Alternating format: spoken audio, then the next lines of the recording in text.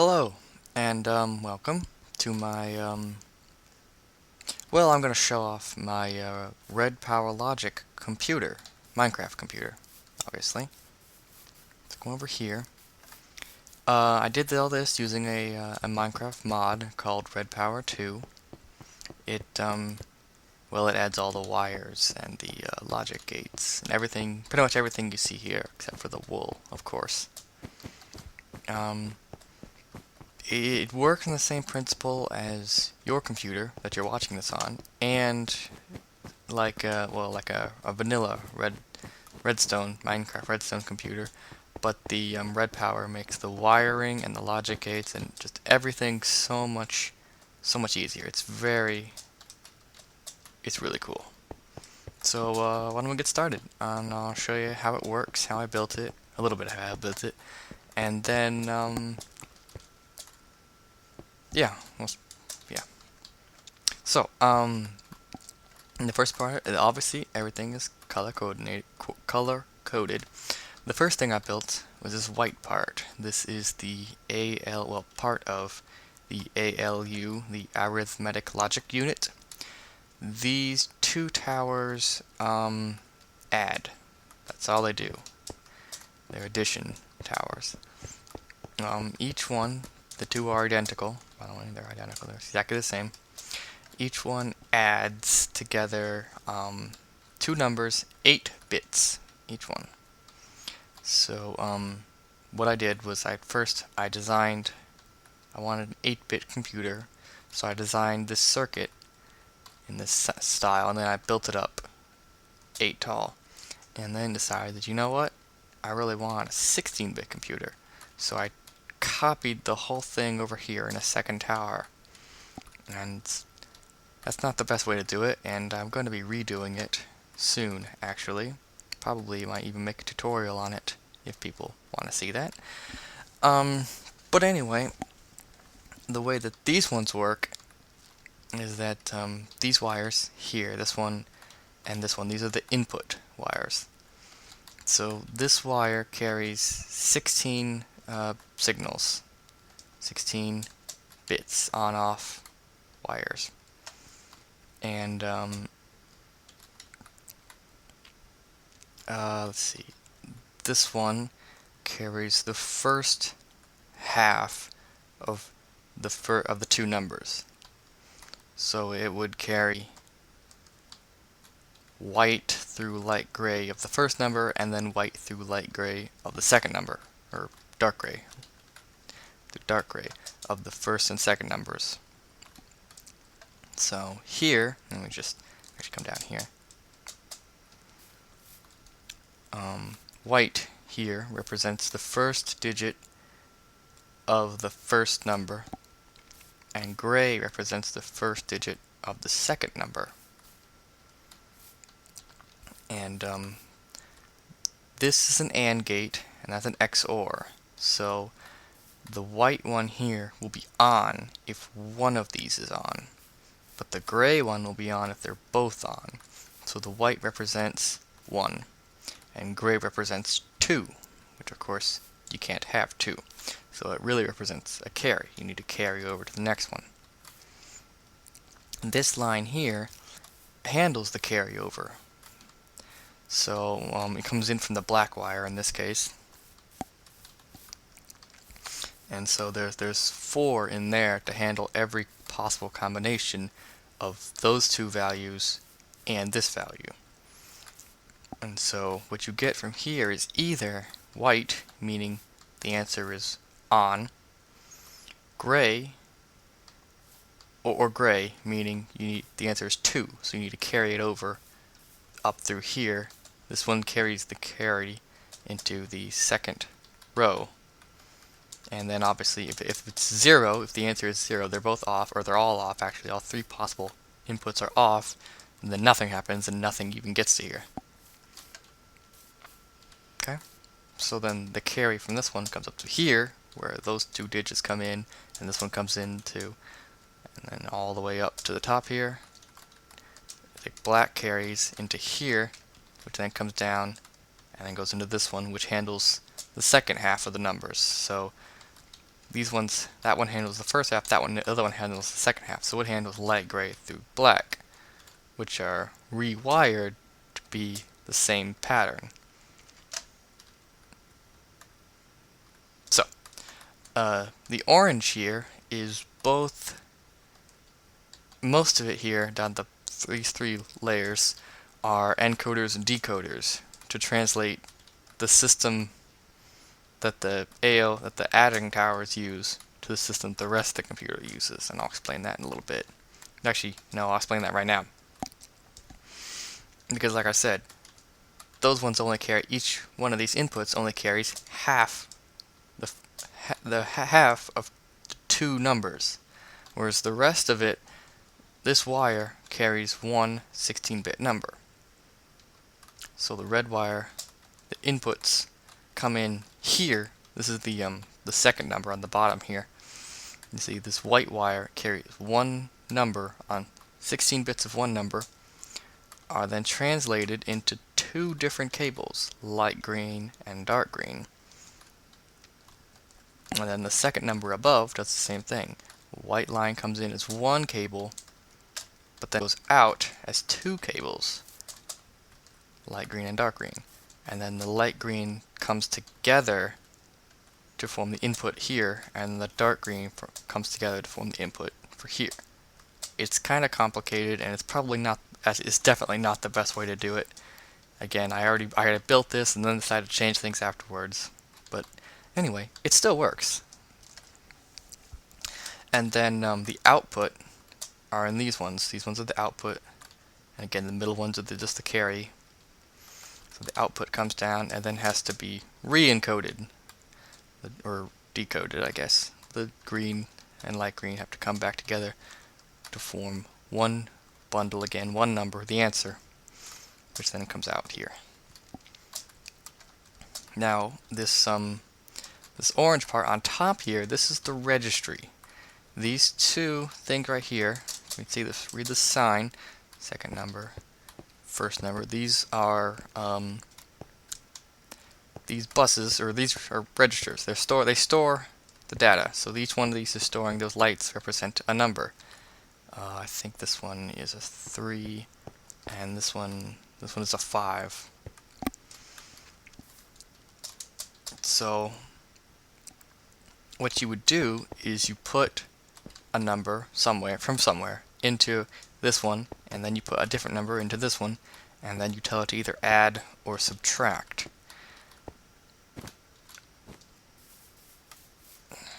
Now, when you want to subtract, what you actually do is you take the second number and you invert it, you make it negative, you reverse the sign. So, if 1 becomes -1, -1 becomes 1, which is what this part under here is for. Here it's just rewiring it, but here, those are NOT gates. They reverse the polarity. So if it's on, it's off. On over there becomes off over here. Off over there becomes on this side. And then you add 1 in order to make a number negative. You switch all the signs and then add 1. Kind of hard to explain. It took me a while to figure out. I looked it up and saw how you do it, but it took me a while to understand why you had to do it. And it's probably more complicated than I can explain here right now, but that's how you do it. That's what this one is for. You're adding 1 if you need to subtract, so that's why the bottom one has a carry. But anyway, once I had that part, I was able to actually start using the computer to do stuff, to do some simple math, addition and subtraction. Which is where I built the console over here. The black is control. So black wool, black cable, black is the control, telling the computer what to do, what gates to open, what information to allow to flow where. Red is the information itself, the numbers, generally. Sometimes it's information, data in some form. So red is the number, black is the control. So if we want to use this computer to start doing some math, we can. So let's see, let's put the number, by the way, I guess you got no binary. Okay, start over. In binary, this is 0. Everything off is 0. Pretty simple. That's 1, right? Easy enough. And then you go to, when you go to 2, flip this one. And that's binary. That's, in decimal, you have 10 digits, 0 through 9. Okay, and when you go from 0, 1, 2, 3, 4, 5, 6, 7, 8, 9, and then when you go to 10, there's no special symbol for 10. Instead, you put 1, 0. You start over here and then move this one up 1. And keep going like that. Binary is exactly the same way, only there are only 2 digits, 0 and 1, on and off, or off and on, I guess. So, you do the same thing here. 1, 0, on off is 2. 1, 2, 3, that's 3. 2 and 1 is 3. 4, like that. 5, because it's 4 and 1. 6, 7, 8, 9, 10, 11, and so on and so forth. With this 16-bit, I think I can hold like 32,000 or something. It's a huge number. I'm not too worried about running into it. But anyway, that's binary. Let's put the number 10 into, we come over to the control, first number, second number. So we put store first number. And then come over here, and there's the first number. There it is. There's our 10. That's 2 and then 8.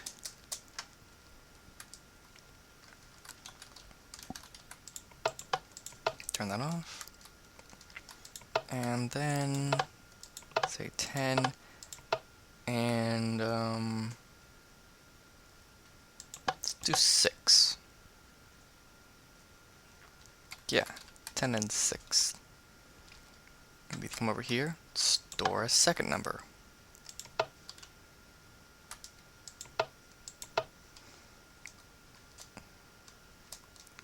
And there's your 6. And then we just come over here, and there's add and subtract. Flip the add. Come on. And there it is, 16. You need to subtract too. Flip this, subtract. Takes a little bit of time for it to go all the way through, but there's 4. 10 minus 6 is 4. Pretty cool, huh? I think so. Okay, but doing it all by hand, well, that's, that's boring. You could easily do it better than that. That's what this purple part is for, the magenta part. This is my RAM. I have 16 slots of RAM.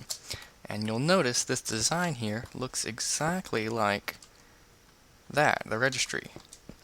So this bus transceiver stores 16, the full cable.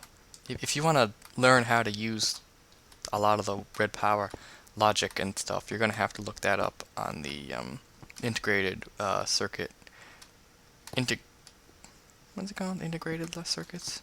You have to look at that up on their wiki. But anyway, this is a stack. They're all the same, except for the color of the wire here. And the way that it works is by using, well, this over here. You have 4 bits of RAM. 4 bits here goes up to the number is 16 numbers. 8 and 4 and 2 and 1 is 15, plus 0 is the 16th. So there's 16 possible combinations of these 4 levers, which represent each of the 16 slots in RAM. And then there's the write to RAM and the read from RAM. So to use this, well, this thing. This is the decoder. These four right here represent are those four levers over there. They represent a number, and the decoder here turns that number into only one of these wires on. It works, it's sort of like a key. Like this is a key, and each one of these is unique. Each one of these lines here is unique, and each one forms a lock that only one can open at a time. And I know all these blocks probably look the same, don't they? Well, they're actually not. There are two kinds of blocks in here. If you look at this one right here and this one, you'll notice they're actually different. This one, if the bottom wire is off, it will turn the top wire on. And this one, if the bottom wire is on, it will turn the top wire on. Okay? And each one of these rows here has a different combination, and they're all unique. They count. This is 0, 1, 2, 3, 4, 5, 6, 7, 8, all the way up to 15. And they turn on anyone that's not unlocked. The one that's unlocked is off. And then there's a NOT gate, which again, they flip it. So this one's off, so this is on. So I'm accessing the 0th slot. So let me come over here. So we'll switch it to slot number 1. See, it changed. Now this one is activated.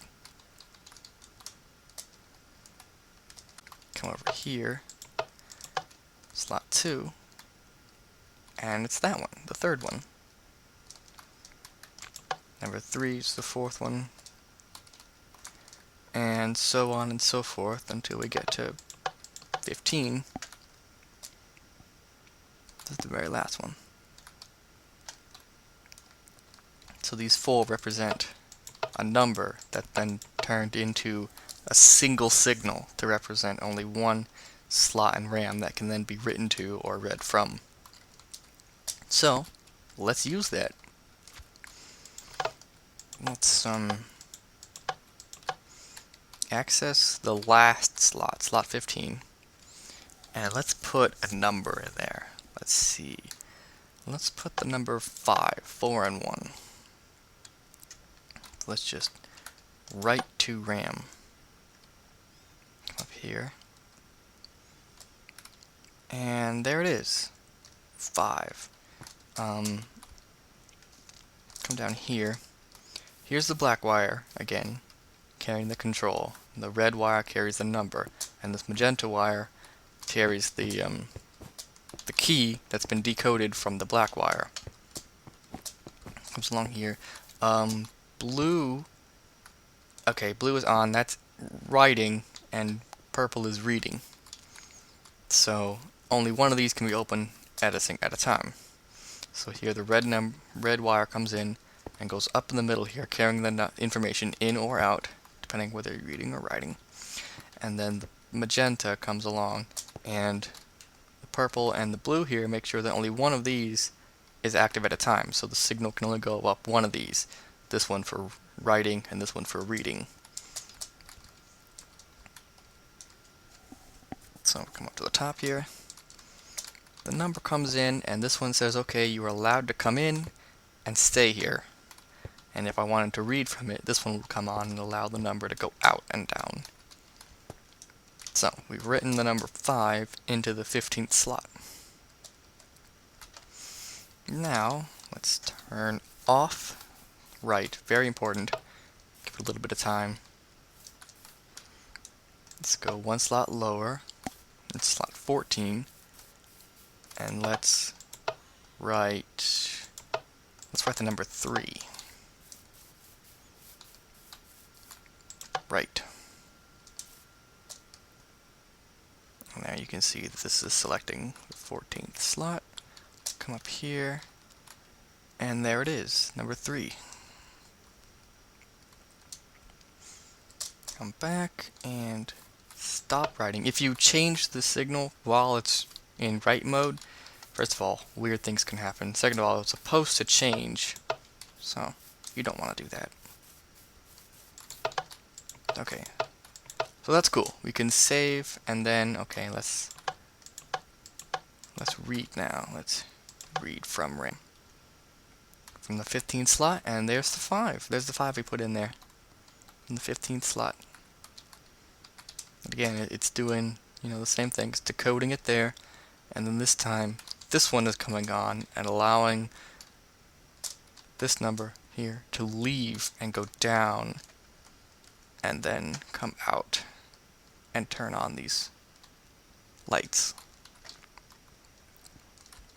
So, cool, huh? But again, that's all doing it by hand. Not too much fun, is it? Well, that's what this blue part is for. This is the CPU, the Central Processing Unit. This is the one that actually does things, and it's by far the most complicated part. And as you can see, it's not a simple pattern that's repeated, it's just a mess. Everything just sort of haphazardly placed all around. This is the main timer. It's set to a very long clock of 10 seconds, but anyway, the RAM is very buggy. I have problems with the RAM messing up sometimes. We'll see if it works well for us today, hopefully. And then this toggle latch, it switches back and forth every time the timer ticks. It switches between the two modes of the CPU. Those two modes are read and then, not really write, but more like use. See, the CPU runs programs from memory. So you write a program by hand, okay, and you store it sequentially. So first line, second line, third line, fourth line, fifth line. And then when you activate the CPU and turn it on, it will use this. This is an encoder. Where that's the decoder, this is the encoder. It's the opposite. It's the inverse. This line here represents the computer is on the 0th line. It's ready to access slot number 0. And when you turn it on, it will access slot 0 and then save that information in its own little registry. And then when the timer ticks again, it will switch this toggle back, and it will then take that information that it got from the RAM and then send it right back out as a control. It takes red in and then sends black out. It sends a control signal out that will then do something, whatever you programmed it to do. When the timer ticks again, it'll stop sending signal out, it'll erase this, and then accept a new signal from the next slot. This one will increment to the next slot, it'll read from the next slot, it'll take the information in, it'll tick again, send the information out and use it, then it'll read from the next one and then send it out and then read from the next and until you tell it to stop. By programmably, I'll show you how to do that. So let's show you how this part works. This is the not really the clock. This is I forget what this is called. Anyway, it determines what line the computer is on. So come over here and set it to 1, and then say go to. It'll keep going until it gets to slot 1. Then we set it back to 0. It can't go backwards. It'll keep going forwards. So you see, these gates are sending the signal to the next one, and it's counting.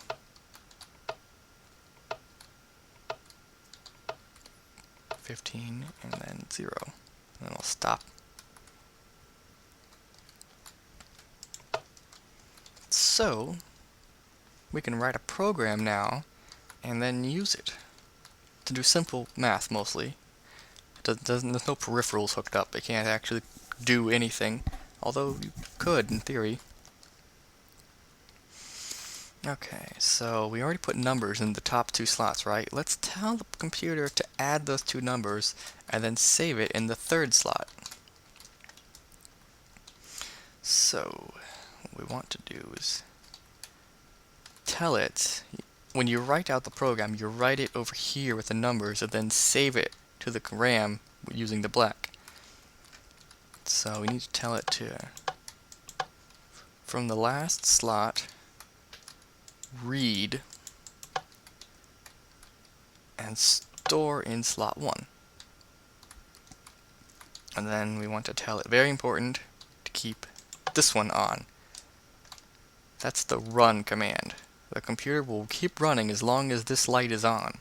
If this one is off, it will stop. And that's how you know the program. Keep the computer from going all the way through and reading garbage. So, that's what we want to do. We want to send it to slot 0. So, write. Okay, now we tell it, read from slot 14 and store it in the second slot. Second register. We want to put this in slot 1. So, write. Give it a little bit of time to make sure that it's in, because sometimes the computer is a little slow. So we'll go to slot 2, and we'll tell it to not read, but write slot 13. Addition, add the two numbers that we put in before, and stop running. So let's write this command. And then turn off all the levers. One thing my computer does not yet have is a start button. So instead you need to hold down the run command manually for the first iteration. So, let's do it. The timer is now moving. As soon as it ticks once. Okay, it's now reading the information. Turn off the run, because it's holding it on myself. It's now reading from the first slot, and see, there's that program we wrote in. It's reading it.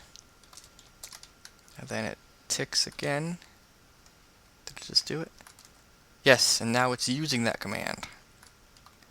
It's using it to do stuff.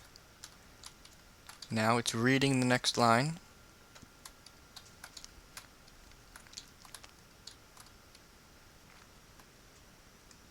And now it's using it. See, there's the 3 that was in slot 2. It's using it with this program. That's the number it's accessing and doing stuff with. Okay, now it's reading from the next slot. These things are determined by the computer itself. It's writing those himself.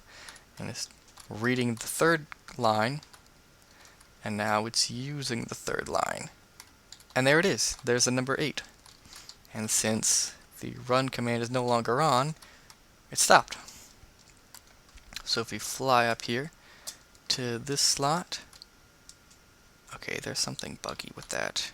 You can see here, right here, that's the right number. I don't know why it's not saving it correctly. There. I'm having some timing issues with the RAM, like I said, but it did do what it was supposed to do. That's the number 8. 5 plus 3 is 8. So it works. Also say it also doesn't reset itself just yet. Still working on it. But yeah, that's pretty much it that I've got so far, at least. It needs a lot of work, and I'm looking to I was going to just optimize it, but now I'm thinking I need to start over, sort of, and rebuild a large part of it. Basically the whole thing, really. The whole thing needs to be rebuilt. And, well, I was thinking maybe I might as well record that and do like a sort of tutorial. So, you know, if anyone out there watching this is interested in that, just let me know, and that'll certainly make me more motivated to actually do it. But, otherwise, thank you for watching, and, maybe I'll see you again. Bye.